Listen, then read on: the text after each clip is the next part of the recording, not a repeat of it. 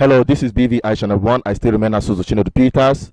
This morning, every Saturday morning, as we normally do, the Biafran Sports Club, we came out to do the sports, and we are faced with a gullible sight. If you look right behind me, you will see an erosion just right behind me. This erosion is devastating. This erosion is very active, and some people are not taking their work serious. This is as a result of high negligence in duty and responsibility to serve the people. So this morning we decided to make a stopover to analyze this situation. What actually caused this, and why is it being neglected? Because the spot where it is, in fact, is the heart of the Anambra state government. Surrounding it, there are so many landmark structures that surrounds this very site, and that is why we ought to bring this to the notice of the world and the general public, so that the right people will start taking the right step to put these things back in order. It's not just happening right here, but many communities in Biafran land is faced with this, and the government is not looking that way until it starts claiming properties and lives. So we are right here, and we have Engineer Anthony Aniebo, the administrator of the customary government of indigenous people of Biafra. He is right here with us to analyze this situation, the cause and the remedy. Just stay tuned, don't go away. This morning we are here to do our sports, the normal sports activity, to upgrade our physical fitness as a Biafran activists, those agitating that Biafra to be released from this bondage we call Nigeria. And lo and behold, we come upon this disaster that is about to happen, and the people are watching. In front of me is the Federal Secretariat that is under construction. Behind it is the State Secretariat that is being used, the tray block of the State Secretariat that people are walking. On this road you are seeing now was the first 8-lane road built by Anambra state government under the tenure of Chinwoke Mbadinuju, Odera. The first time a road like this was built in Anambra state of this dimension by state government. It just ended up there. This road is supposed to get you to Mbapu, a community nearby, where people have bought land and they want to develop. This road just stopped in front of my front here. The expectation is that this road should be resurfaced and extended into Mbapu, so that people that have property here will access their property. But today the road has been abandoned and the drainage system has blocked. If you look at this place, you see all this water you are sand you are seeing are on top of the main express road, the 8-lane road that has a span like this.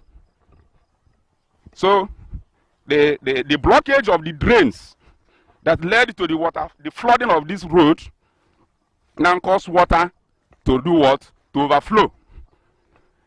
This is the main head of the what do you call the concrete drain that took the flood under this road across to the Imoka water intake area. If you go through this place, you will now see the whole pipe of Imoka water drainage have been destroyed by this flood. And what we have here is heap of sand upon the 8-lane road. The heap of sand as upon the 8-lane road. This is supposed to be the road that was supposed to serve the federal, the state secretariat and the federal secretariat. In front of me is the Judicial Service Commission. Behind it is the Alex Ekweme Sports Complex. Behind it is the Anambra State House of Assembly. And then the judiciary, the High Court, the other side. Inside here is a drainage system, the collapse, what you call the erosion site, landslide that has been reclaimed by the state government. The unfortunate thing now is that an active erosion is taking place to destroy this road. And I want to tell you that if nothing is done on this erosion process that's taking place here before the end of this rainy season, this road will be cut into two. I'm standing on top of the concrete drain, the culvert that diverted the water from the other side across to this place. And because it has been blocked, the flood water is now on top of the road, spilling over to this side. Look at the outcome. The outcome is that it is now eating away the foundation of this culvert. It's now eating away the foundation of this culvert. On top of where I'm standing now, the underneath has been cut off, washed off. Beside it has been washed off. This place is just hanging. Before this rain will end, the whole of this place can be eaten off, and this one is already cutting into the middle of the road. If you see it now, you see the what do you call it? The asphalt. The asphalt that is on this road is already collapsing up to this extent. Look at where it stopped, the asphalt stopped. Look at the extent that has gone under. So speedily this thing is moving in, and when before you now spell erosion, the whole of this road will collapse, threatening this federal secretariat, threatening the state secretariat. So what we are saying is that we wouldn't allow, the customary government is not happy that a property that serves Biafran people are allowed to decay this way. This road ought to have been resurfaced and extended into Mbawu. Whatever is keeping this road from being resurfaced and reclaimed and used is something that we Biafrans don't understand. This place is a causeway of this erosion. It started deep from the already reclaimed Imoka water intake base that is down there. The government started reclaiming of that area. This road led to that place. This road is supposed to cut across through Grand Rivera Hotel. Today, the road stopped here, just in my front here, because of that erosion. Landslide. It's not just erosion, it's landslide. You understand? So behind this, all this building, behind it, this building has been abandoned because of this erosion threat. And it now starts from that deep there and be eaten. And the people are watching this thing taking place. If you look here, you will see the main Imoka water intake pipe. These huge pipes have been destroyed inside here. Come and look inside here. You will see the pipes all submerged. See all of them submerged? These are pipes. This government, people's money. This people's money. Look at it. See the size of this pipe, the size. It has been destroyed. And people are watching. This is Federal High Court. It's already under threat. It's already under threat. Because what it means is that as this active erosion is taking place, widening and widening, very soon this place will also collapse. The federal secretariat will also be affected. The road that is across here, Alex Ekweme complex, will submerge. The state government, the state secretariat behind it will also be threatened and submerged. So what we are asking, that all the government property that is in Biafra land belongs to Biafran people and should not be abandoned. There must be act. We don't need to be told we have awarded the contract. We want to earmark.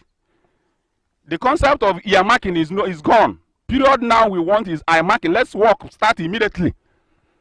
Because if work didn't start this rain is setting in, so much damages will be and so much money may be involved. So the idea of whether it has been awarded, somebody will tell it has been awarded or not awarded. What we're saying is that if it has been awarded, the contractor should be called to site immediately. If it has not been awarded, let government award contract and call a very international-based contractor that will be able to handle this place, an engineering firm that will be able to take care of this erosion before it gets too late. This is the heart of Oka, the capital city of Anambra State. So while we struggle for Biafra, we also believe that the little we have that they are allowed to happen in our land, which is some of this infrastructure, should not be allowed to decay. Erosion is an issue which everybody knew. In every community in Biafra land, there is what you call active erosion sites in almost every community. What we have been told that it is beyond the scope of the state government. And that's why we talk about having a government of our own. Because if we have a government of our own centralized, it will be able to put enough resources to tackle it on the holistic level. Some people are calling for restructuring. Some people are calling for regionalism. We said we need Biafra. But even those who are calling for regional government said, if this is beyond the scope of the state government, then regional government would have handled it. But those in Abuja, those people that are our problem don't want this type of solution to come our way. But if you go to the north, if you go to the caliphate area, they spend huge sums of money belonging to the people. Money that we are taking away from our land, from our Biafra land, to take care of their environment. Our own will be allowed to decay like this. So this is a terrible incident. And we know that we have wanted the government in this state to declare Anambra state of emergency on erosion. In almost every community, this thing is second place, and nothing is being done, or enough is not being done. So the customary government of the indigenous people of Biafra is very, very unhappy about this thing. And we are directing the government in place here to take action immediately and restore this place to order. And other places throughout Biafra land. Our land has been taken away, agricultural programs are not taking place. Most of the arid agricultural lands have been destroyed by erosion sites and landslides. And people are running away. Our people are moving out of this Biafra land into other areas in what we call brain drain because of threats like this. Look at this fence here. This building is already under threat. This is the main government secretariat that I was awarded before. This is the fence. The Anambra State Government Secretariat, this building belongs to this complex, Anambra State Government Secretariat, that was purportedly said to have been abandoned. See, the fence is already collapsing. The whole building here has been abandoned because of the threat of this erosion. So what we are saying is that a stitch in time saves 9. Let government start immediately. And let's stop this nonsense of gallivanting, pretending to be doing something while nothing is being done. Thank you very much. We are in Oka. We saw a gullible site of erosion down there. And you are from this community, right? Of course. What can you say of this erosion? Precisely speaking, I think the governments are pulling us down. More especially here in Anambra. More especially here in Oka as the state capital of Anambra. They are pulling us down. They just want to use us for any other thing that they just want to spoil us, damage us entirely. So, what do you think can be done to harness or to solve this problem? The only problem, the only thing that will solve this problem that is only if the Biafra could be achieved. If the Republic of Biafra could come to us, as we are agitating for it.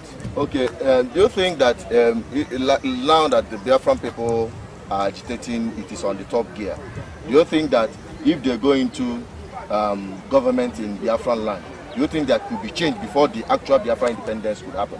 Yes, very, very precisely. There will not be a change. So you have hope and trust that Biafra can change everything for good? Yes, I believe so. Okay, thank you very much for that. Morning, sir. We want to ask you some vital questions. Like you know the would you like to speak English? Anyone at all. Okay, please, can you tell us your name? My name is Ekenwo.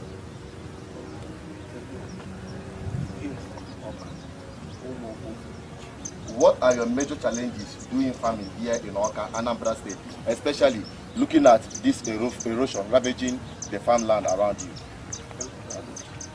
When I was farming, when I started from this erosion from the end from here to the end of that very place where they have bamboo. I was person who planted cassava there. You don't mean it? Yes, this erosion that started newly now. Even though in Amako, before P2P came into post, I was the person who planted the whole plantain. Even though in this Enugu road, it's my occupation, I benefit from them. I benefit from it. I use it to feed my people, to feed my children, to pay their school fees. I don't depend on anybody. I don't depend on federal government or state government because I know that things can deviate as it is now. So state government come know that this thing is happening, this erosion. Have they been notified that this erosion is ravaging your farm and the environment, the community? They know they are not interested now. When also Gidig Bang came here, I call also Gidig Bang. See what you people did now. That erosion has spoiled everything. When you follow this road to the end, you will see where we have permanent office of works office. The building is now inside. The erosion has cut it off. Cut everything up to the end. Those people on top you are seeing, they are not interested to help the masses or to come down. If you are a leader, at times you will come and expect people you are leading to know their condition. They are after for their own personal cause. And they are not interested. They are not interested. Well, it is you see my flag. You see the flag I'm holding. The customary government has directed that all Biafrans must hoist their flag in their homes. We didn't say public property. Don't put any flag in any public property. Put your flag in your own private property, in your own house, in your car, in your shops. Put up a sticker like this to show that you are mourning our brothers that died in defense of our land. That's what the customary government is saying. In your balcony, in your window, put up this flag. Let it fly. Let the world know that we are mourning our dead. People were killed when bombs were dropped in the marketplaces, when bombs were dropped in hospitals in Biafra land, in churches where people are camping to escape federal troops attack. Bombs are dropped in markets, drops in churches, and then people, I don't know how to define genocide. People say it's not genocide. When women and children and unarmed were killed in so-called war to bring Nigeria back, bring Biafra back to Nigeria. Today we are back in Nigeria and we see what is happening. So 30th of May is our anniversary day. The 50th anniversary of Biafra, the Golden Jubilee. So every Biafran is called to identify with that. Whatever is your choosing way, what we say is don't go violent, don't disturb anybody, don't force anybody to do anything. Whatever you are going to do, do it within the law. That is what we are saying. But more especially, let this flag fly, because by flying this flag, the spirit of our departed heroes will identify it and say, we are being remembered. And then they will be resting in peace. Right now, they are not resting. Thank you very much.